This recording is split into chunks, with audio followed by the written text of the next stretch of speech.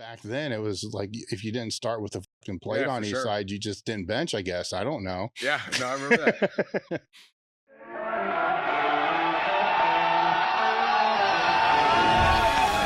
It's time to sit down, keep it real, and cut the bullshit. Welcome to Table Talk. Hey guys, if you like and want to support the podcast, remember we have limited edition items. These items can range anywhere from t-shirts, tank tops, sweatshirts, cups. You never know what you're going to get. Check them out at www.elitefts.com. That's why I think sort of was the, what you guys sold a lot of was like 531. I think that's part of what made it popular was that AMRAP set because like for a lot of times people could like say follow like a bigger, faster, stronger, similar in reps, but there wouldn't always be an AMRAP set. So then like, if you're like the technically inefficient slow gainer or whatever you are, you don't really get much out of the workout because you didn't do enough to stimulate it. So like that's why like the mass market programs and stuff I've done, a lot of times I'll use things like rest pause and stuff because the beauty of like a method like that is if like you're a fast gainer, I'm a slow gainer, you go, say we do like, you do 85%, you do 5 reps, 2 reps, 1 rep, with a 30-second, 20-second break in there. I go 12, 7, 6 or something. So we both are kind of, in a group setting using the same weight and we both got the stimulation we needed kind of thing. Where I think that's why some of these programs have done well. And the first one of those kind of being like 531 is it had that AMRAP set in it. And I think a lot of stuff was missing that because, the weird thing about percentages too is like the stronger you get, the more, they want the bigger the jumps are when they're really smaller. So like 5% jump. Oh, let's squat 80% for, 5 sets of 5. You squat 1,000. Like, I mean, come on, get real. And it's not going to happen. But then you're supposed to jump up 5%. Yeah. Where you're, let's do 100 pounds squat for 5 sets of 5. Probably this person could add 5 pounds a week for a while and not to change a damn thing and keep going. But they're jumping 5% a week. I mean, so that's the other problem with percentages. If you try to progress people the same way, the stronger people are taking much bigger jumps and it should be the complete opposite. That's a good point. That's an interesting point. Well, these are things that I don't think people think about, right? They'll just find that program and then do the program. And even at the higher levels, they're still doing the same things because that's why I think RPE got popular. And there was a lot of good with that. But then like, I think people like we were talking about earlier, a lot of times lack the self-awareness because a lot of these people, even if they're not doing it for like social media, like fame and fortune, whatever, they're still like this sport attracts aggressive personality. So a lot of people are going to overshoot it. But then they've had the opposite where like certain people, I've experimented because I'm not opposed to using that. I will use that with some people, just not majority. And it's like everything you say is an RPE of 10, but I can tell you can do, 7 more reps. Yes. Come on. Well, if you have somebody that is, say it's an RPE that I ask you to do, like do this for 8 RPE. Well, in what mindset? Like, are you allowed to get psyched, right? Because I mean, if I can just do like just normal me, and just be, in a training state, right? Or I can be in a competitive state. There's a big fucking difference there. Your C max versus your T max, like El Sif was talking about in super training. Exactly. And there is that because I think that's why the Bulgarians have gotten away with that because when I was experimenting with that higher frequency squat stuff, when I still didn't feel good on it, but I never psyched up. It's kind of weird. Like I never got like for the most part too crazy and it only meets not in training, but like trying to like do like a max lift for the day at like the level we're talking about right here. I mean, if I was competing, I'll do what it takes to get the results, but it wouldn't be fun to me. I don't like to get like, I don't get psyched when I train like strongman and stuff, but I don't get crazy, but I don't do it in this state either. It's kind of like, it's more heightened than this certainly. Oh yeah. And that would be weird to me to like, just go in there and train that way to where you're doing that every single day and just kind of like working up to your max. But at this level, I just don't find that stimulating. And I think if I was going to compete, I could deal with it. Like I understand there could be like, to be the best, there's going to be like drudgery and things like that. But I think, what I'm training now is I always say like, I'll take 90% of the results, but like 100% love what I'm doing versus like, I'm going to like, optimize everything and not enjoy it. Well, everybody's mindset's going to play a little different. when I was in college, it's in the NSAA journals, Angel Spazov had like a 6-week thing. So there's a squat program in there. I'm like, fuck it, I'm going to do it. So I got a 5-week program. But I did remember there was a certain notation in there that it wasn't, I mean, it was 5 journal article. I mean, it was long to go through there. Just a little notation about something about relaxed mind, something like that. Like, because you'd work up to a max, and then your work sets were based upon that max. For sure. Then you'd work up to the max again. Then the next work sets were based upon that. And your mental state wasn't supposed to be heightened until the very last one. And so that was the hard part, right? Because that wasn't how I normally train. And how would they say you're supposed to be heightened at? Like what kind of level? Just competitive normal, or like normal training? Like under training level. Like training level became really only when you got past the first max. Because I believe the 1 week was 4 maxes, right? So it's a max to determine your 80%, and then a max to determine like the 90%, then a max to determine the 95%. Which what interested me about all that is you kind of know the percents for real. Like the max wasn't, to me in my brain, the max wasn't the important part. Maybe it's training the skill of lifting the heavy weight, but that wasn't the important part. It was setting the weight for the percentage that needed to be trained. Yeah. So then moving on after that, pre-West Side, I started working on, okay, what if I'm warming up that day, what is my perceived max? Like, how does this feel at 315? What do I think I could do? What do I think I could do at 405? And trying to be real fucking realistic with myself. Like, this isn't the best day. I'm not squatting a PR today. This isn't, but let's say it's around 725. Then I'd ask my training partner, you think I could hit 725 today? Yeah, fuck no. All right, so let's 675. All right, well, it's an 85% day. So we're going to base it on this perceived max, right? And that began to make more sense with me percent-wise than basing it on some shit I did 4 months ago in a meet that I super compensated for and was on peak drugs for. Everything was different than that. But that condensed, because it was high frequency too. So I did make really good gains in that short period of time, but I don't like to talk about it much because I don't want people to do it. But that was all I did. I didn't do I did nothing else. It was just that because I was too fucking tired to do anything else. And so I was able to recover barely, but if I would have been mentally more aroused, I wouldn't have recovered.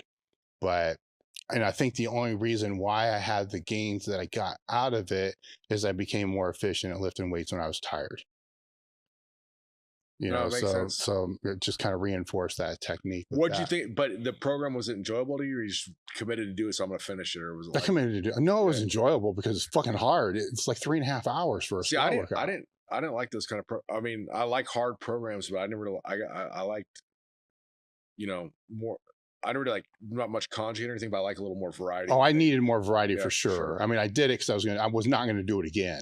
There was no doubt about that because this fucking sucks. It's weird. You're talking about that feeling of the weight. I always felt like in tune with that on bench press. Like I could tell exactly how fast a weight would move. And like, it's same like watching Julius, you can like tell exactly almost like, you don't want to mess with his head, but I can tell pretty light what's going to happen.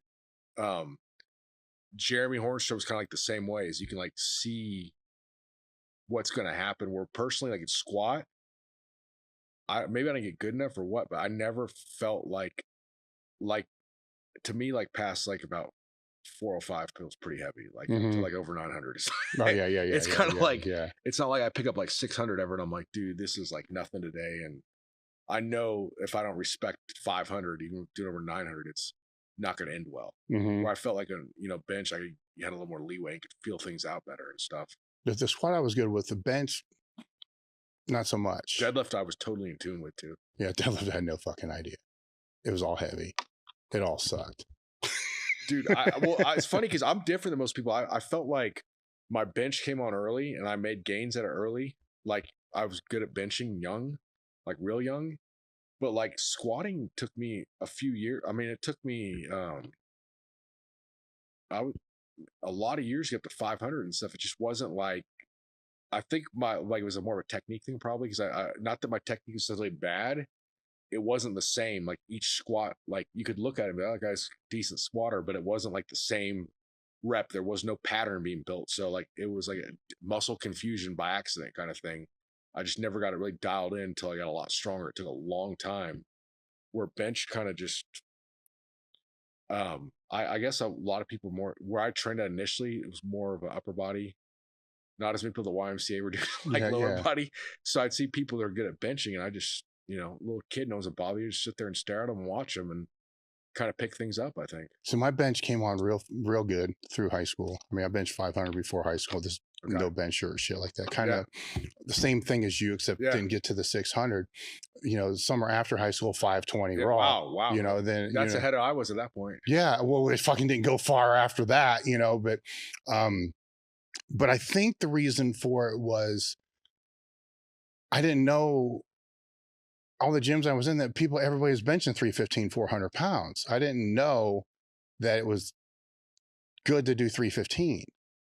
I was, when you're around those all the time, it's like, I'm not seeing people. I don't train with the high school football team. And, I don't know. I hear the numbers and shit like that, but it's like, this is like fucking a plate was on the bar just every time you walked in the gym. The bars weren't unloaded. I mean, back then it was like, if you didn't start with the fucking plate on each side, you just didn't bench, I guess. I don't know. Yeah, no, I remember that. I mean, it's stupid as hell looking back on it now, but I wonder, that's why I'm asking, because you kind of had that same experience as, how much of this is like just genetic freak, or it's just the fuck, we didn't know any better. There was the aspect of the environment was probably there too, because I'm trying to think of when I trained with Steve Hall, we were for a while at this gym called, it was called Body Shaping in Oxford, that changed to a Gold's. And there was like all sorts of people in there, like there's gangsters from Oxnard doing over 4 plates on bench. There was like this, it was a Japanese guy. It was a doctor, who's an older guy, like 50. And was like, I don't know what he weighed. He wasn't big. He was doing like 365 raw. It's just like, all these people, like a non-assuming looking dude is like, you look at him, okay, this guy can do 365. Well, I'm a hell of a lot bigger than him. So I better 315 sucked. Yeah. Yes. Yeah, no, for sure. And like, even like the random bodybuilders and stuff, repping 315, like touching it near their neck and like in a perfect unexplosive sequence kind of thing. It was just, God, I used to do that shit. You got used to it, and there was just a lot of, I mean, like I said, it wasn't many freaks, but there's a lot of people. That average was pretty dang high. Let's take a bathroom break real quick.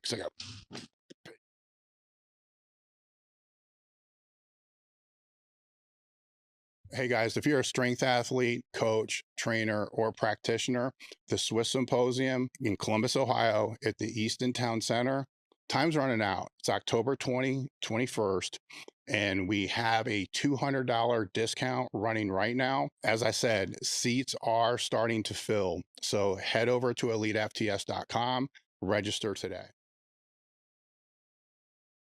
Today's episode is brought to you by Element, a tasty electrolyte drink mix with everything that you need and nothing that you don't. In other words, no sugar, no artificial coloring, no artificial ingredients, no gluten, no fillers, and no BS. With Element, I love the watermelon. The watermelon tastes freaking awesome. I drank 1 pack every day, no matter what. People that train out here, it's sitting out here for them all the time. The boxes don't last very long. Right now, Element is offering Table Talk listeners a free sample pack with any purchase. That's 8 single-serving packages free with any Element order. Get yours at drinkelement.com/Table Talk. The deal is only available through the link in the description. The other thing is, if you don't like it, you can just give it away to a salty friend, and Element will give you a 100% refund. No risk, money back guarantee. Head over to drinkelement.com/Table Talk.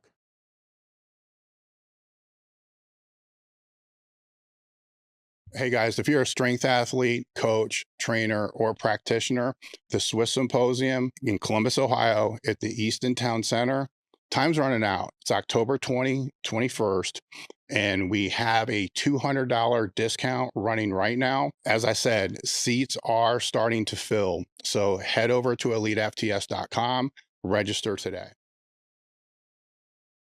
All right, so let's just stay on the same subject of the environment that we grew up lifting in, as far as, because that's a mental thing too, because it's the perception. And when we were when I took the bathroom break, I was thinking about, you know, the bench. Yes, that's what I was seeing, but why would, for myself, why did the squat become one that I fell more in tune with and liked the most? And I think it's because in that first gym I was in, everybody was super supportive. So I'm just a 12-and-a-half-year-old, 13-year-old kid, Yeah. except this one fucking guy, right? And he like had this ego, and he had like a 550 squat, and he thought he was the shit. I just wanted to beat him. Gotcha. Right. So then I would watch him squat, and I would see, the bar path was kind of like all over the place. And one of the guys was saying his bar path sucks. I didn't know what that meant, And then I'm reading, it was in Powerlifting USA, I'm sure. Like that's when I saw Fred write about compensatory acceleration. Okay. Right. And then I'm like, well, what if I just stood up really fast? Then all of a sudden my squat started to go up. Then another guy in the gym saying, or let's make your bar path straight. And then all of a sudden it just started to just take off. Really? I was always more explosive than I was strong. Well, now I was able to actually display that. Whereas before, when you're falling forward and doing a good morning and shit, coming out of that, it really didn't really. And on the bench, I think I was able to display that. Some easier movement to kind of learn. For sure. Push through there. On the deadlift, there was no rebound. There's no eccentric to be able to load, to be able to come through. So that's just dead straight starting strength, which I didn't really have that. I found it helped me to kind of get that, to mimic that would be rolling the bar. If I could drop my ass just at the right time. Because I remember I was doing that, and older guy told me not to do that. He's like, that's not a good idea. And he was a good lifter, and he wasn't being a jerk, I could tell. I'm like, okay, so probably not. I told it to Gary Frank. Gary Frank looked at me, he's like, he's not deadlifting 900, brah. Come on, do it. And I'm like, all right. And it just kind of, once I got that timing down, I felt like I had a built-in like stretch reflex eccentric right off. I can see that. I tried that, but man, the timing was a bitch. Yeah, if you time it wrong, you're screwed. Yeah, your gut gets a little bigger. Your timing gets fucked up. Sometimes I think though, if the guys get big enough, that's the only way they're ever going to do it. Yeah. Your gut gets too small from bodybuilding too. It can throw your timing off, even though you're getting a more optimal position. You like drop too low to get the starting right. So it's kind of weird. You have to be like at that right. Yeah. Yeah. With I think your last book was on mental training, right? And that one I haven't picked up yet, but I do have all your other ones out there, right? But do you go into, how do I want to say this? Is it like all the other ones out there? Or are you going into techniques that people can actually use? This one's more into techniques that people can actually use. There's like lefts of like, here's why it works. Just like it's more like techniques of things people actually use. So where would you start somebody? Say, because I get this a lot. I know how to visualize. I learned how to visualize years ago. I think it was Jug Biasotto. Right. Oh, his articles were good. Right. And is he still alive? I was trying to look that up the other day. I don't know, but one of the books that he had, I remember you stare at like a pencil or you stare at a candle and you focus and, kind of work everything out from there to kind of learn that. And where now when you try to explain things to people, they're like, well, I try, but I get distracted and all this other kind of stuff. So yeah, because he's writing a different audience than people have iPhones and stuff back then. So people are probably a little stronger concentration. Yeah, it's fucking obvious, but I didn't think about that either. So where would you start? I started honestly with this. So I started like, I get off subject here slightly, but on subject is I started training with a hypnotist. So I was having issues sleeping, and I thought I tried Ambien, that pill, and I was like up in the middle one night. I don't drink beer hardly at all, but we had some at the house, and I took it, and I was up in the middle of the night, like popped the beer off, and was like eating raw potatoes. I mean, just bizarre, right? Like no, like it wasn't like it was mixed with other drugs or alcohol. Just like, okay, this is probably not the best thing, so I'll try hypnosis, and it worked great. And then so I actually started training this hypnotist. I think he might actually be one of the first people to die of COVID, because he died March 2020 before there was like anything going on. I don't know how old he was. He was no spring chicken though. He had to be like 80 something. And I learned so much from this guy. And I was actually planning on going up to his place to get mentored by him for about 3 or 4 days. But I ended up getting like a certification in hypnosis, which was kind of a waste of time, but I learned a ton from this guy. So with the visualization, I think, yeah, like how you do it, you're saying, Well, it's just, where do they start? Like, because I think they need to start just by decluttering their life, right? For So sure. there's less distractions to be able to come in the first place. I think people skip that, and then that becomes a problem. Like if they're being distracted when they're trying to focus. I think you can start off by, if you should be able to lay down and just take a deep breath in, let it all out, and count to 50 doing that without getting distracted. If you get distracted, you can start over or whatever. But like, you should be able to do 50 routinely. Like a little while ago, I was just laying down here because I had to travel a bunch yesterday and all this stuff. So like for 10 minutes, I just did deep breathing and felt re-energized. I mean, so I think there would be like, you have to be able to do stuff like that, because if you can't count to like, even 25, 50 breaths, you're not gonna be able to sit there and do a mental movie. Because I like to think of it as more as a mental movie. Why should anyone join this Discord? Why wouldn't you want to? It's not fake, it's genuine, it's authentic, it's well worth it. The Discord has been nothing short of meeting new people who are incredibly like-minded, giving each other a bunch of ball busting, but also being there to support each other in whatever life throws their way. The best part of it for me has also been able to connect with lifters of all levels, help coach, get coached, and also connect with other new fathers who are enjoying the journey of lifting and trying to balance that out. It's the glue that holds all of us together. A common interest will bring people from different walks of life, people who are multimillionaires, these characters and everything else in between, united under one thing, the pursuit of strength.